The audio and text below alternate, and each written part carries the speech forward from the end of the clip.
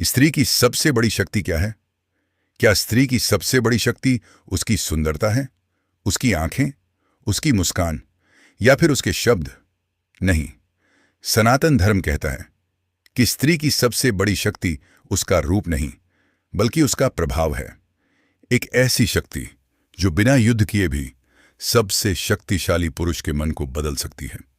शायद यही कारण है कि इतिहास में बड़े बड़े राजा, महान योद्धा और कठोर तपस्या करने वाले आर्षि भी एक स्त्री के प्रभाव से स्वयं को पूरी तरह बचा नहीं पाए। लेकिन प्रश्न यह है, आखिर स्त्री में ऐसा क्या होता है जो पुरुष को उसकी ओर आकर्षित करता है?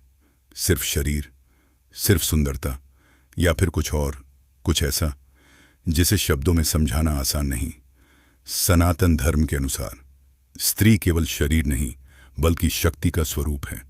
उसे शक्ति इसलिए कहा गया क्योंकि वह केवल जीवन को जन्म नहीं देती बल्कि भावनाओं को भी जन्म देती है। एक पुरुष जो पूरी दुनिया से लड़ सकता है, वह भी कभी कभी एक स्त्री के सामने भावनात्मक रूप से कमजोर पड़ जाता है। क्यों? क्योंकि पुरुष केवल सुंदरता की ओर आकर्षित नहीं होता, वह उस एहसास की ओर आकर्षित होता है जहां उसे अपनापन मिले, जहां उसे शांति महसूस हो, जहां उसका थका हुआ मन कुछ पल आराम पा सके। और यही स्त्री की सबसे बड़ी शक्ति होती है। उसकी उपस्थिति, उसकी ऊर्जा, उसका स्नेह, उसकी आवाज का सुकून, उसकी आंखों में छिपी भावनाएं। कभी आपने ध्यान दिया है कि एक स्त्री बिना कुछ कहे भी किसी पुरुष के मन में तूफान पैदा कर सकती है? कभी उसकी एक मुस्कान पूरे दिन की थकान मिटा देती है और कभी उसकी बेरुखी एक मजबूत पुरुष को भीतर से तोड़ देती है। यही कारण है कि सनातन धर्म में स्त्री को केवल इंसान नहीं बल्कि माया भी कहा गया है। माया यानी वह शक्ति जो मनुष्य के मन को बांध सकती है। लेकिन यहां एक गहरा रहस्य छिपा है।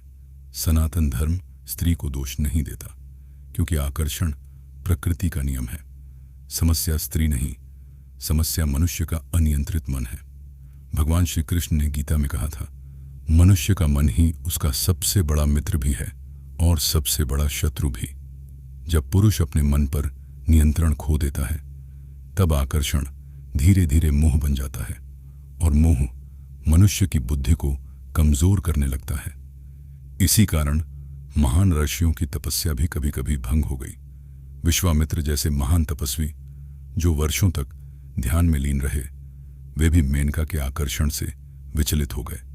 लेकिन इसका अर्थ यह नहीं कि स्त्री कमजोर बनाती है। असल में स्त्री पुरुष के भीतर छिपी कमजोरी को सामने ले आती है और यही सबसे बड़ा सत्य है। एक स्त्री पुरुष को महान भी बना सकती है और कमजोर भी। यह सब निर्भर करता है पुरुष के मन पर। अगर उसके भीतर संयम है तो वही आकर्षण प्रेम बनता है। अगर उसके भीतर असंतुलन है तो वही आकर्षण मोह बन जाता है। शायद इसी कारण शिव को सबसे महान योगी कहा गया, क्योंकि उनके सामने स्वयं कामदेव भी अपनी शक्ति खो बैठे। शिव ने संसार को यह सिखाया कि इच्छाओं को दबाना नहीं बल्कि उन पर नियंत्रण पाना ही सच्ची शक्ति है। और शायद इसी कारण जीवन का सबसे बड़ा युद्ध दुनिया से नहीं, स्वयं के मन से होता है। क्योंकि जिसने अपने मन को जीत लिया उसने मोह को जीत लिया, और जिसने मोह को जीत लिया वही मोक्ष के मार्ग पर आगे बढ़ पाया। यही है स्त्री की सबसे बड़ी शक्ति का रहस्य।